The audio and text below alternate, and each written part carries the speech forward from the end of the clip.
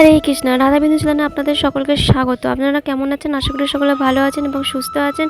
ছোটো থেকে ভালোবাসা বড়দের আর বৈষ্ণব ভক্তগণকে আমার কোটি কোটি প্রণাম। আজকের ভিডিওটি হতে চলেছে যে হনুমান জয়ন্তী কবে, তার সময়সূচি, পুজোর শুভ সময় কখন, কতক্ষণ থাকছে, হনুমানজির প্রিয় ভোগ কী, হনুমানজির কাছে একটি পাতা নিবেদন করলে যা চাইবেন সব মনস্কামনা পূরণ হবে।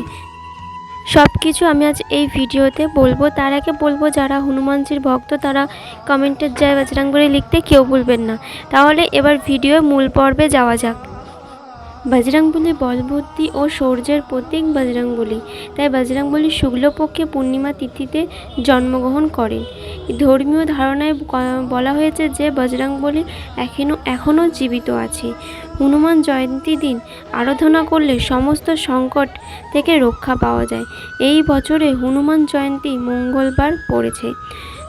যখন মঙ্গলবার ও শনিবার এই জয়ন্তী পড়ে তখন এর মাহাত্ম্য আরও অনেক বেড়ে যায়। এই বছরে অর্থাৎ 2024-এ হনুমান জয়ন্তী পালিত হবে।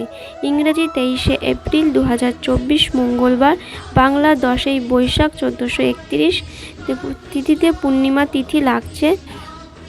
সোমবার 22শে এপ্রিল 2024 রাত্রে 2:56 থেকে পূর্ণিমা তিথি শুরু হচ্ছে আর এই পূর্ণিমা তিথি সমাপ্ত হবে ইংরেজি 23শে এপ্রিল 2024 মঙ্গলবার শেষ রাত্রি 4:32 পর্যন্ত। 23শে এপ্রিল সকালবেলায় পুজো করতে পারেন, কোনো অসুবিধা নেই, কিন্তু শুভ সময় থাকছে মঙ্গলবার সকালে 9:03 থেকে দুপুর 1:58 পর্যন্ত। মঙ্গলবার রাতে শুভ সময় থাকছে 8:14 থেকে 9:35 পর্যন্ত। এই শুভ সময় থাকছে, এর মধ্যে আপনারা পুজো দিতে পারেন।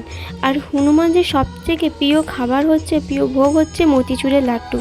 এই মতিচুরের লাড্ডু নিবেদন করলে সমস্ত মনস্কামনা পূরণ হয় এবং পরিবারে কখনো আর্থিক অভাব থাকে না। পুজোর পরে আপনি হনুমানজিকে বন্দে অর্পণ করতে ভুলবেন না, ফলে সারা বছর হনুমানজির আশীর্বাদ আপনার ওপর বর্ষণ হবে। তাছাড়াও বেসনের লাড্ডু হনুমানজির অত্যন্ত প্রিয়। তারপর প্রিয় হচ্ছে ছোলা গুড়, অত্যন্ত প্রিয়। প্রচলিত ধারণা অনুযায়ী শুধুমাত্র গুড় ছোলা অর্পণ করলেও বজরংবলীকে প্রসন্ন করা যায়। তার সাথে জিলাপি বজরংবলী অত্যন্ত প্রিয়। এই ভোগ দিলে বজরংবলী অত্যন্ত প্রসন্ন হয়।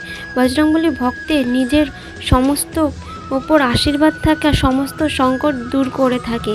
এই হনুমান জয়ন্তীর দিন বিশেষ কোনো মনস্কামনা পূরণ করতে চাইলে তাহলে আপনি হনুমানজি জয়ন্তীর দিন 11টি পিপল পাতা বা বট পাতার ওপর লাল চন্দন বা সিঁদুর দিয়ে এবং জুঁইয়ের তেল দিয়ে জয় শ্রীরাম এই কথাটি লিখে হনুমান উদ্দেশ্যে এই পাতার মালা তৈরি করে তাকে নিবেদন করুন এবং তারপর মনে যা প্রার্থনাটি হনুমানজিকে বলুন।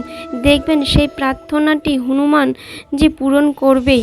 হনুমানজির পান অত্যন্ত পছন্দের, পারলে পান আর একটি সুপারি অবশ্যই নিবেদন করুন এবং প্রসাদে অর্পণ করুন তুলসী পাতা, কারণ হনুমানজি হলেন শ্রীরামের ভক্ত আর শ্রীরাম হলেন শ্রী বিষ্ণুর সপ্তম অবতার। তাই শ্রী বিষ্ণুর অত্যন্ত প্রিয় তুলসী পাতা। তাই হনুমানজি পুজোতে তুলসী পাতা একদম দিতে কিন্তু ভুলবেন না। যদি আপনাদের আমার এই ভিডিওটি ভালো লেগে থাকে তাহলে আমার চ্যানেলটিকে সাবস্ক্রাইব করে পাশে থাকা বেল আইকনটি প্রেস করে দেবেন নিত্য নতুন ভিডিও নোটিফিকেশন পাওয়ার জন্য। জয় শ্রীরাম, জয় বজরংবলী।